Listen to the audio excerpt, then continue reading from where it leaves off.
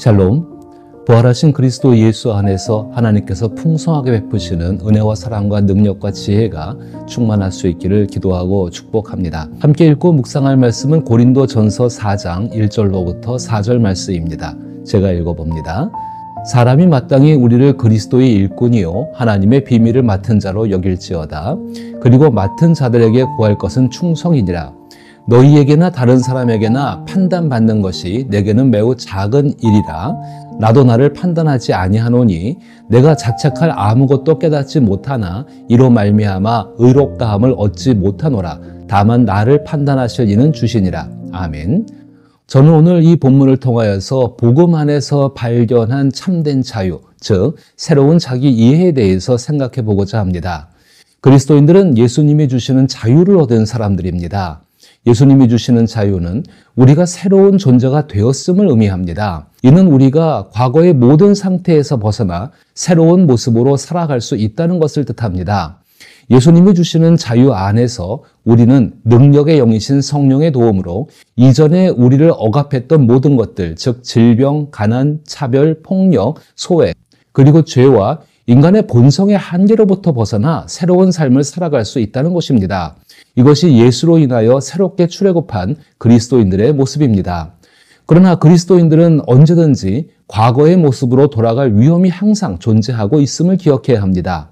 이 점에 대해 바울은 갈라디아서 5장 1절에서 그리스도께서 우리를 자유롭게 하려고 자유를 주셨으니 그러므로 굳건하게 서서 다시는 종의 멍에를 매지 말라라고 권면하고 있습니다.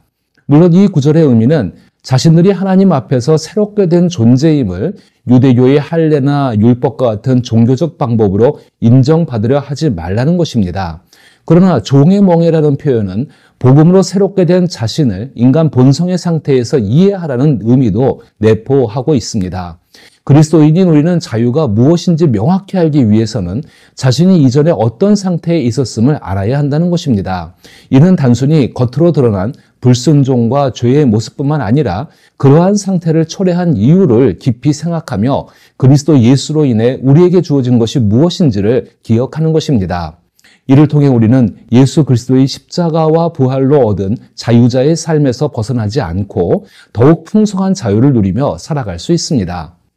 예수 그리스도의 십자가와 부활은 죄의 권세를 깨뜨렸습니다.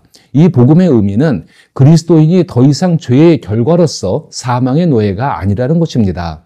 그러나 하나님 나라가 이 땅에 완전히 이루어지고 부활하신 예수님처럼 우리도 부활의 몸을 입기까지는 여전히 육체적인 본성을 가지고 살아가야 한다는 것입니다.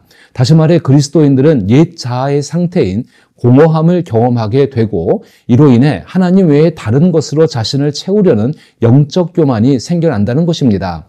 바람이 가득 찬 풍선이 작은 상처에도 터질 수 있는 것처럼 인간의 본래적인 자아는 쉽게 상처를 입고 고통을 겪습니다. 그래서 작은 일에도 힘들어합니다. 더욱이 인간의 본래적 자아는 주목받기를 좋아하며 인정받기를 위해 끊임없이 분주하게 움직입니다. 그 중심에는 타인과 자신을 비교하는 경쟁심이 자리 잡고 있습니다.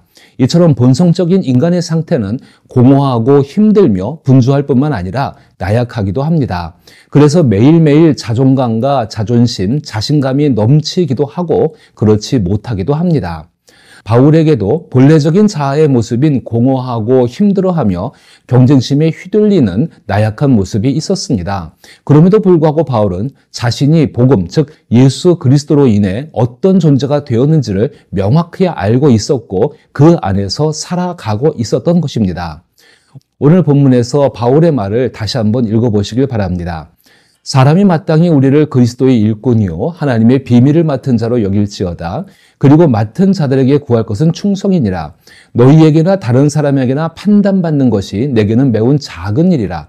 나도 나를 판단하지 아니하노니 내가 자책할 아무것도 깨닫지 못하나 이로 말미암아 의롭다함을 얻지 못하노라. 다만 나를 심판하실 이는 주시니라.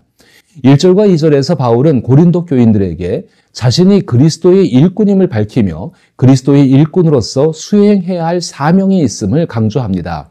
이어서 3절과 4절에서는 자신의 사역을 수행함에 있어 고린도 교인들이나 세상의 기준들, 즉 세상의 기준을 가지고 판단하는 심지어 법정의 판단에까지도 신경 쓰지 않는다고 언급합니다. 바울이 언급하는 판단이라는 용어는 평결을 의미합니다. 평결은 법정에서 판사나 배심원이 사실을 조사하고 그에 따라 결론을 내리는 과정을 나타내는 법률 용어입니다.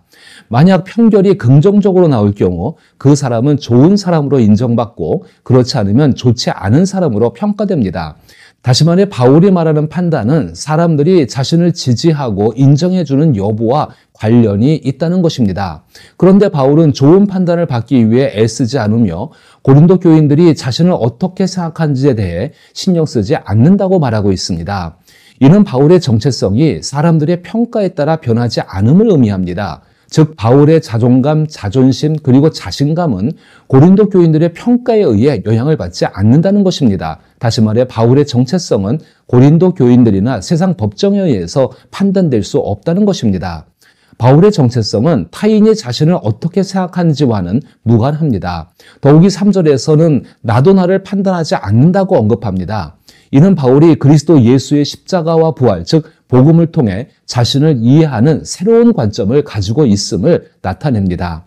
우리는 오해해서는 안 됩니다.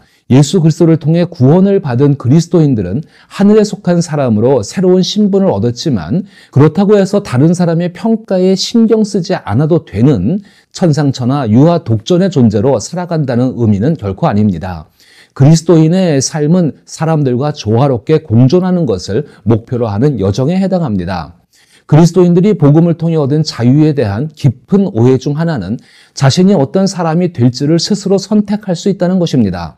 즉 다른 사람들의 기준보다 내가 나 자신을 어떻게 생각하는지가 더 중요하다는 의미입니다. 자유로운 사람은 자신이 어떤 사람이 되어야 할지를 결정할 기준을 세울 수 있습니다. 따라서 자신이 얼마나 소중하고 놀라운 존재인지를 인식해야 합니다. 지금까지 이룬 중요한 성과를 되돌아보며 타인의 시선에 더 이상 신경 쓰지 말라는 것입니다. 자신의 기준을 명확히 한 후 그 기준을 바탕으로 목표를 설정하고 스스로를 평가해 보라는 것입니다. 그러나 이 과정 역시 자신에 대한 판단이 이루어지는 법정에 서는 것과 다르지 않습니다. 예수 그리스도의 복음으로 인해 새로운 존재가 된 사람은 더 이상 과거의 기준에 얽매이지 않습니다. 다른 사람의 기준이나 자신이 설정한 기준에 따라 비판을 받더라도 마음이 상하지 않습니다.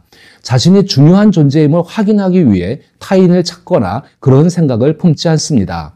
특정한 기준에 맞춰 삶을 살아 자긍심을 높이려는 노력은 결국 다시 종의 멍에를 매는 함정이자 속임수라는 것을 잘 알고 있기 때문인 것입니다. 그리스도인들은 자신들을 판단할 수 있는 분이 오직 주님이심을 깨닫고 있습니다. 바울이 고린도전서 4장 4절에서 언급한 내용을 주목해 보십시오.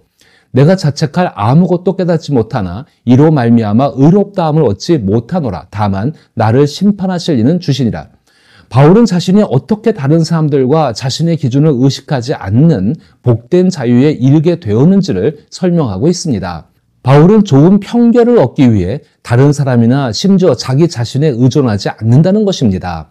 더욱이 내가 자책할 아무것도 깨닫지 못하나 이로 말미암아 의롭다함을 얻지 못하노라 라고 말을 하고 있습니다.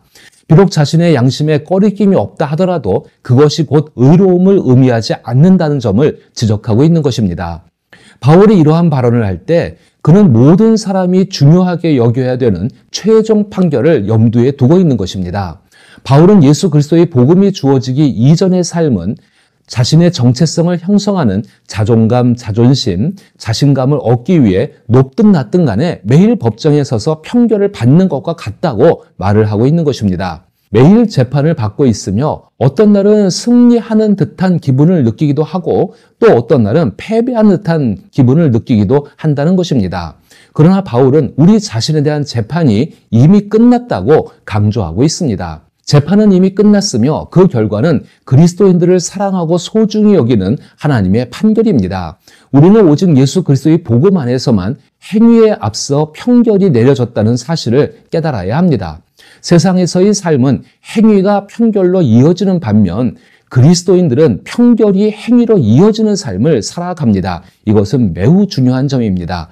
평결이 행위로 이어지는 것이 바로 그리스도인들의 삶입니다.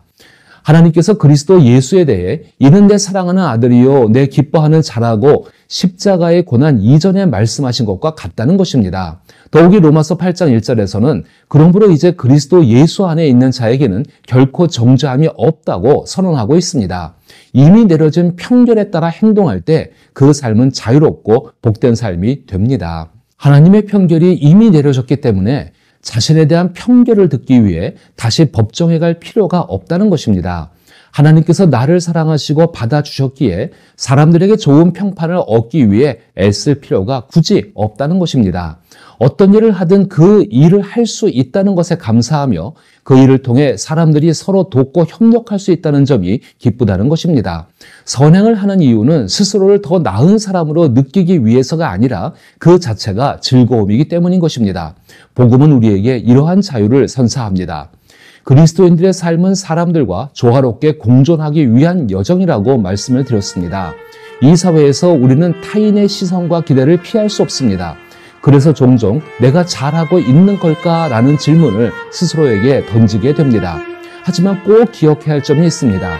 그리스도인의 진정한 자유는 하나님이 내리신 편결에 따라 살아가는 자유라는 것입니다. 이를 통해 우리는 복음을 통해 우리를 능력 있는 자유자로 이끌어주시는 성령님을 경험할 수 있습니다. 이러한 복된 자유자의 삶을 살아갈 수 있기를 축복합니다.